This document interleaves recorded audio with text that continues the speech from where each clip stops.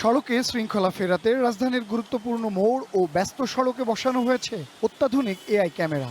প্রযুক্তির এই নজরদারিতে ধীরে ধীরে ফিরছে যানবাহনের শৃঙ্খলা। আইন মানতে বাধ্য হচ্ছেন চালকেরা।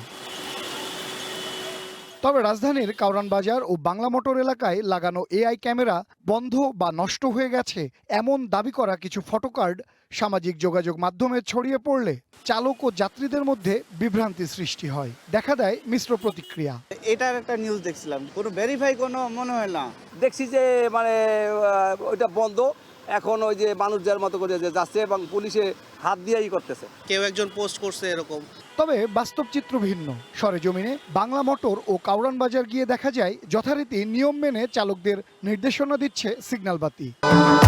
ভবিষ্যৎ হোক নিরাপদ, বিনিয়োগ হোক বিশ্বস্ত, আর আমার পছন্দ সল্ট বে। ওয়েলকাম টু সল্ট বে। জানা গেছে গত বুধবার কারণ বাজার মোড়ে উন্নয়ন কাজ চলার সময় সিগন্যালের তার কাটা পড়ে। এতে সাময়িক সময়ের জন্য বন্ধ হয়ে যায় স্বয়ংক্রিয় কাউন্টডাউন। এটা আদৌ সঠিক না। আমাদের এখানে লাইট, সিগন্যাল লাইট কিংবা এআই সবকিছু সচল।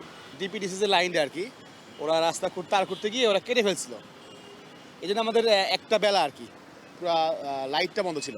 এআই ক্যামেরা স্থগিত কিংবা অচলের খবরকে মিথ্যা ও গুজব বলে জানিয়েছে ডিএমপি ট্রাফিকের অতিরিক্ত কমিশনার। বলেন পর্যায়ক্রমে পুরো রাজধানীতেই বসানো হবে এআই ক্যামেরা। বৃষ্টি হলে পানি জমে, এটা তো অসত্য না। ইঁদুর কেবল কাটে, এটা তো অসত্য না। আমাদের বিদ্যুৎ বিভ্রাট হয়, সবসময়ের জন্য সিস্টেম চলে না, এটা তো অসত্য না।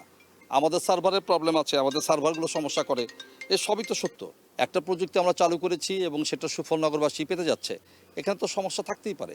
ভুল তথ্যে নাগরিকদের বিভ্রান্ত না হতে এবং কোনো তথ্য যাচাই বাছাই ছাড়া প্রচার না করারও আহ্বান জানান তিনি। সৌরভ নূর, ওয়ান নিউজ, ঢাকা।